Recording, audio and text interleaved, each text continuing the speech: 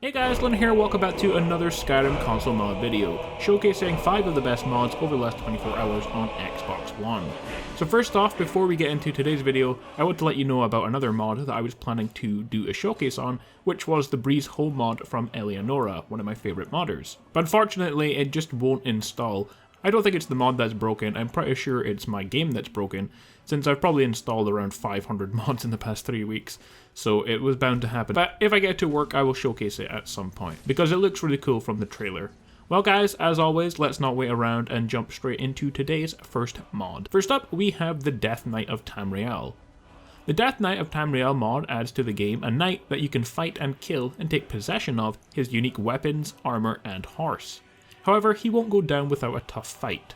So as always, we will start off with a bit of lore. A lot of mods come with a bit of backstory, and it just makes the mod more immersive, so we'll just read what it says. Once a soldier in the Whiterun army, Sarthas served his Jarl well and was known within the ranks. He was loved by the people for his protection and service against the dangers of Skyrim. His final duty was to kill the Ice Queen. Sarthas accepted his last quest, his last journey. When he arrived at the Ice Queen's location, he saw a girl covered in ice. Sarthas was surprised when the girl asked him if he was going to kill her. Surely this couldn't be the famous Ice Queen, but he never questioned himself. He attacked without hesitation, without thought, without answering his opponent. For glory, he cried as he charged. The Ice Queen saw his potential. He was a true warrior. She took her staff and froze him where he stood, and she stole from him his very soul. He would be most useful to her. She could be even more powerful with him by her side, her first Death Knight.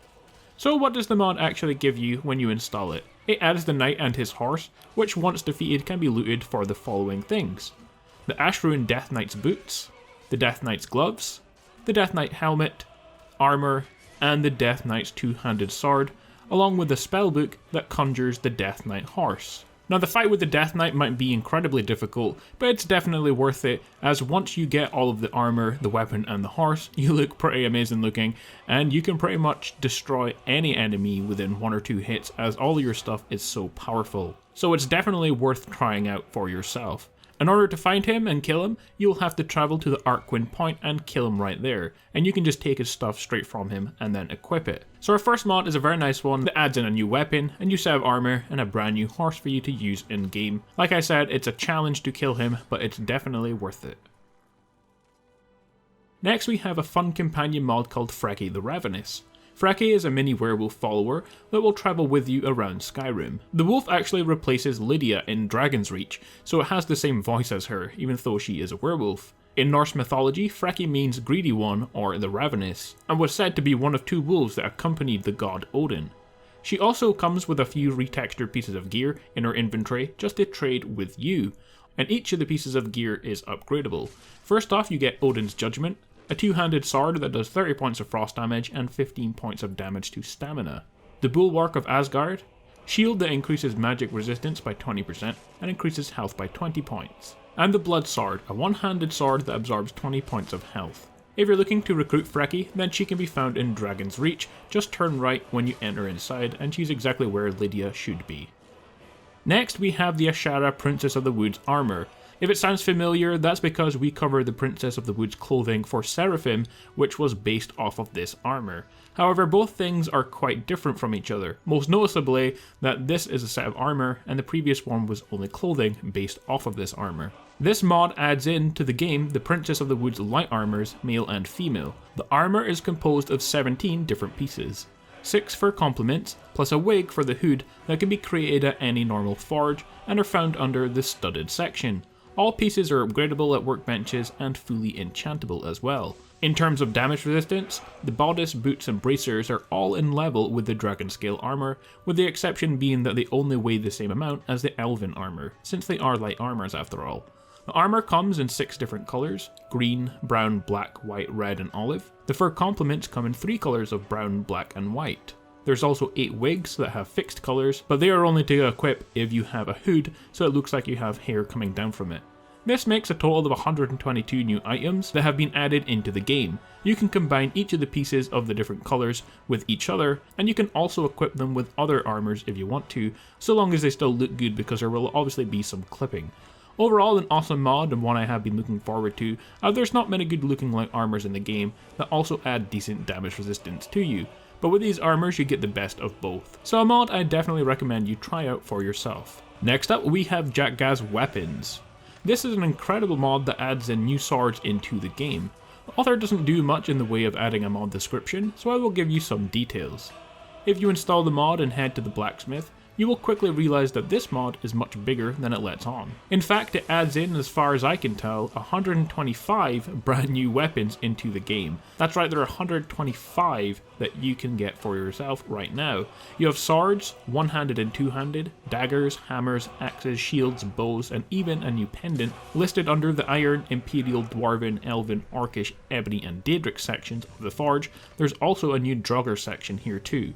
Each weapon has a very unique style, and all of them come with unique names to go with it. In terms of damage, they vary greatly, but they all seem to be more powerful than the other weapons listed in the same sections at the Forge, so they're all pretty powerful. Also, each weapon comes with different variations of enchanted, some of which are similar to Daedric artifact enchantments, and unenchanted versions if you wish to add your own ones.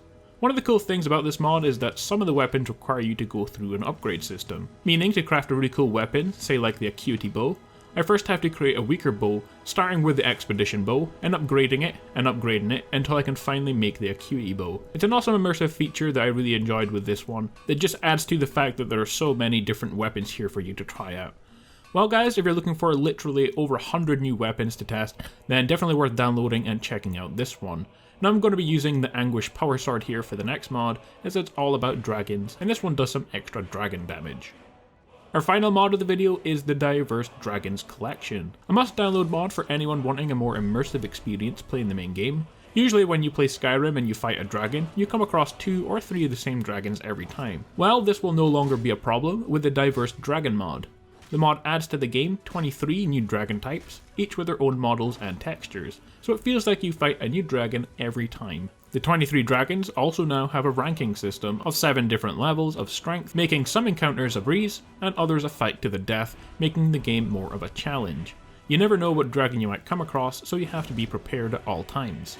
If all that wasn't enough, the 23 dragons have had a weapons upgrade as well, with 15 new breath attacks and 12 new abilities to make each encounter more unique. Finally, the dragons have been integrated into the level list, meaning they will spawn randomly out in the world and as part of quests as well. So there's not just 23 new dragons somewhere in the world, random dragons with random abilities will spawn at random times and places, so you will have to be prepared.